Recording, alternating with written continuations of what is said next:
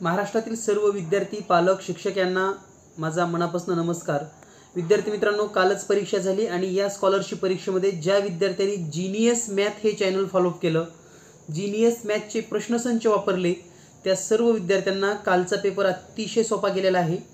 5वीचा paper तर सोपा होताच, 8वीचा पेपर सुद्धा बऱ्याच विद्यार्थ्यांना सोपा गेलेला आहे।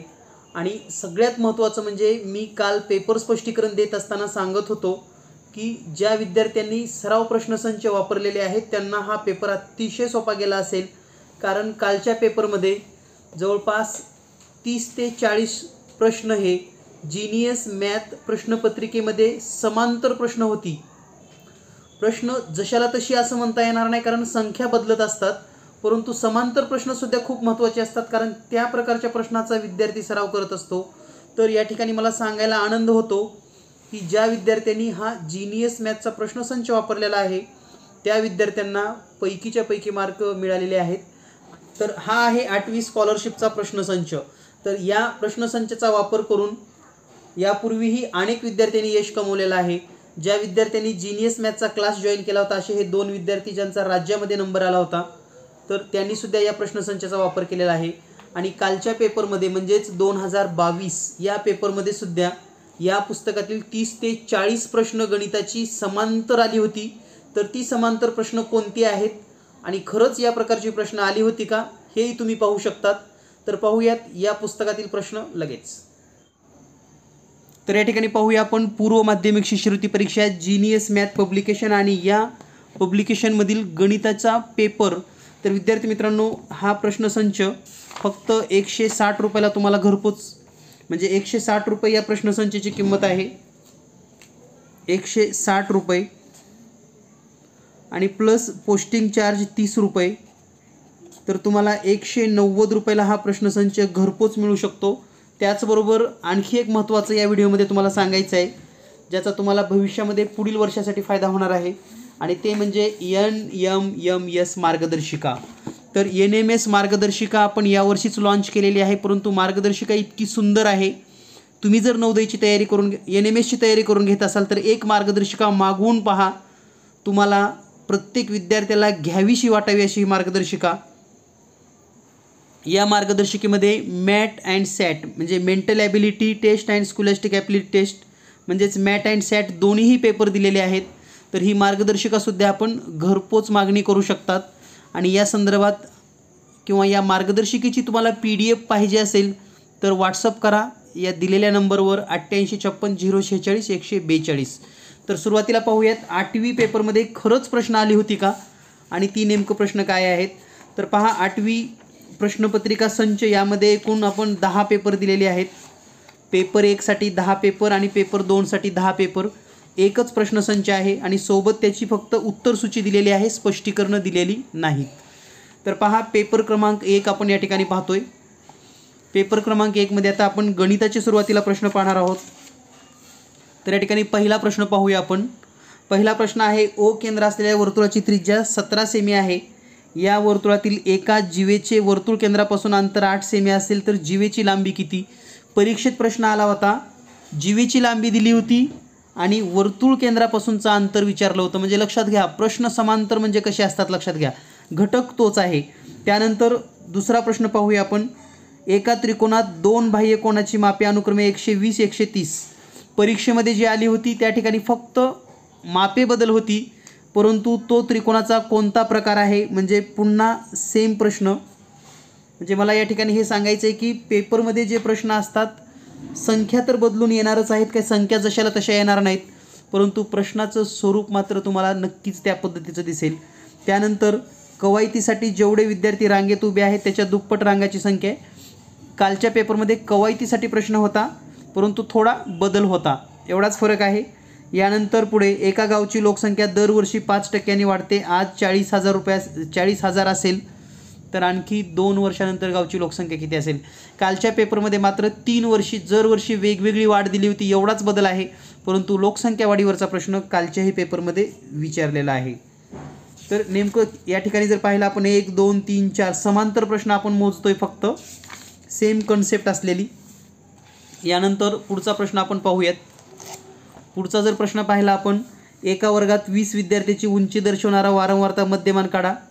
अगदी सेम प्रश्न, फक्त तिथं संख्या बदल आहेत.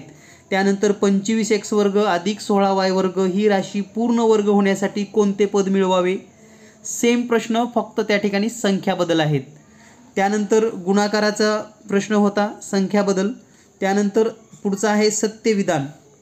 प्रश्नाची संख्या तुम्ही काउंट करा, तुम्हाला लक्षात येईल. जवळपास सलग प्रश्न आल्यासारखे आलेले आहेत. तर या ठिकाणी जर आपण सत्यविधानाचा प्रश्न पाहिला, आयताचे कर्ण परस्परांना काटकोनात दुभागतात, चौरसाचे कर्ण काटकोनात दुभागतात, समभुज चौकोनाचे, पतंगाचे आणि ब असं कोणतं बरोबर आहे यासारखं पण प्रश्न कालच्या पेपरमध्ये होता. पण त्या ठिकाणी फक्त समांतरभुज इतका बदल केला होता. त्यानंतर समभुज त्रिकोणाची उंची असेल तर समभुज त्रिकोणाचे क्षेत्रफळ काढा. कालच्याही पेपरमध्ये समभुज त्रिकोणाचं क्षेत्रफळ काढा हा प्रश्न विचारला होता. तर लक्षात घ्या, हे खूप महत्त्वाचं आहे आणि यासारखीच प्रश्न विचारली गेली होती. त्यानंतर एका शंकूची त्रिज्या 10 सेमी असून पृष्ठफळ 204.1 असेल तर शंकूची लंब उंची किती. फक्त संख्या बदलून हा प्रश्न विचारला गेलेला आहे.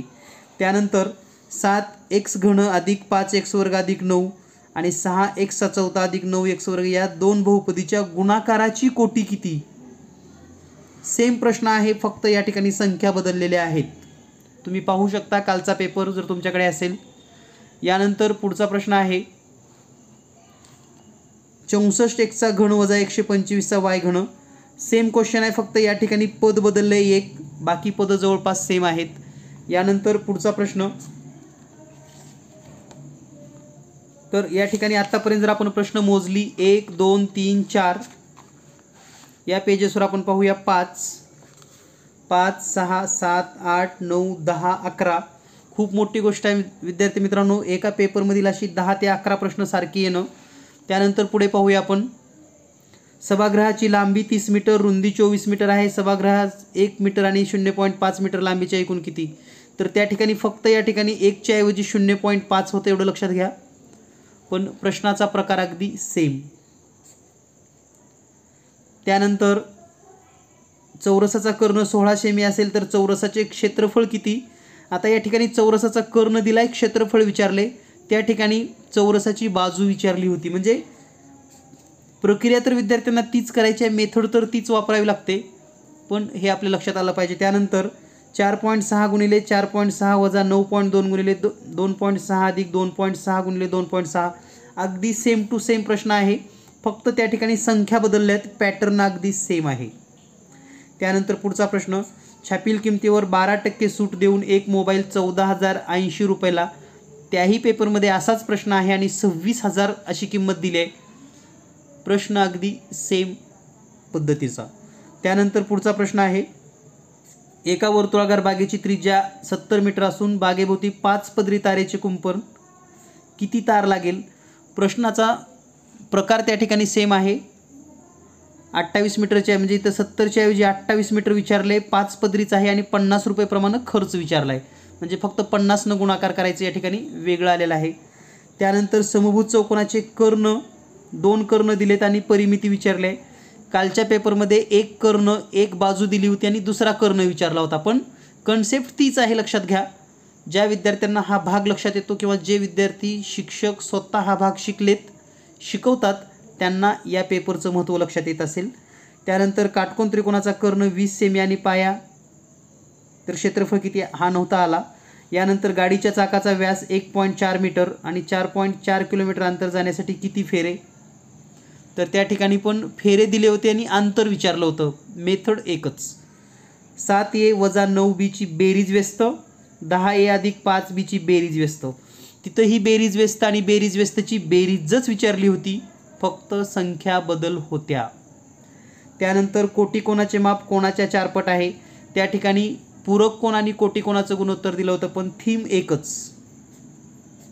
तर लक्षात घ्या, 12 13 14 15 16 17 18 19 20 प्रश्न आणखी आपण पाहतोय. त्यानंतर पुढचा जर प्रश्न पाहिला आपण, नारळाचा भाव 20% वाढला, खप 20% कमी झाला. तर याच्यासारखाच प्रश्न होता, परंतु याचा सेम प्रश्न पुढे आलेला आहे.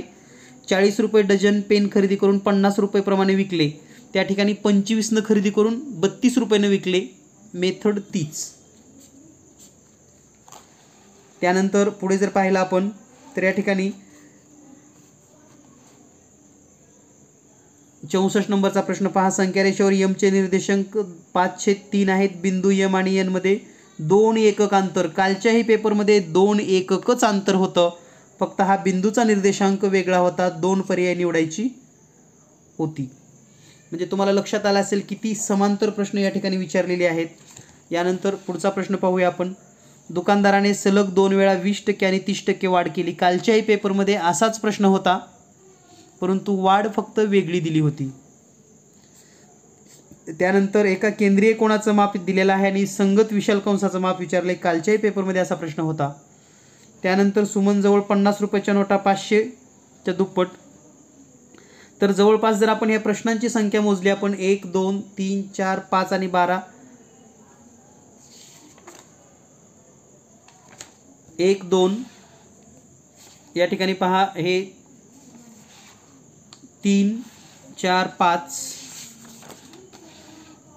6 7 8 9 10 11 12 13 14 आणि हे 11 जवळपास 25 प्रश्न. 50 पैकी 25 प्रश्न सेम पॅटर्नचे आहेत, लक्षात घ्या. यावरून तुम्हाला लक्षात आलं असेल जीनियस मॅथची जी प्रश्नसंच आहेत, त्याचबरोबर 8वीसाठी NMSची जी मार्गदर्शिक असणार आहे, मार्गदर्शिकेमध्ये तर आपण बुद्धिमत्तेचा प्रत्येक प्रश्न सोडवून दिलेला आहे. तर जर तुम्हाला ही पुस्तकं हवी असतील तर महाराष्ट्रामध्ये कोणत्याही गावामध्ये, कोणत्याही खेडेगावामध्ये पोस्टाने तुम्हाला मिळू शकतात. त्याचबरोबर आपल्या परिसरामध्ये विद्यार्थ्यासाठी, म्हणजे जर आपण शाळेतील विद्यार्थ्यासाठी मागवणार असाल तर चांगल्या डिस्काउंटमध्ये तुम्हाला ही घरपोच मिळतील. मित्रांनो, आपण आताच पाहिलेलं आहे की पेपरमध्ये प्रश्न कोणत्या स्वरूपाचे होते. मी वारंवार सांगतोय, जर तुम्ही योग्य दिशेने अभ्यास केलात, योग्य जर समजा तयारी करून घेतली तर नक्कीच तुम्हाला चांगले मार्क मिळतील आणि चांगले गुण तुम्हाला मिळू शकतात. भेटूया लवकरच पुढील व्हिडिओमध्ये. धन्यवाद. Thank you very much.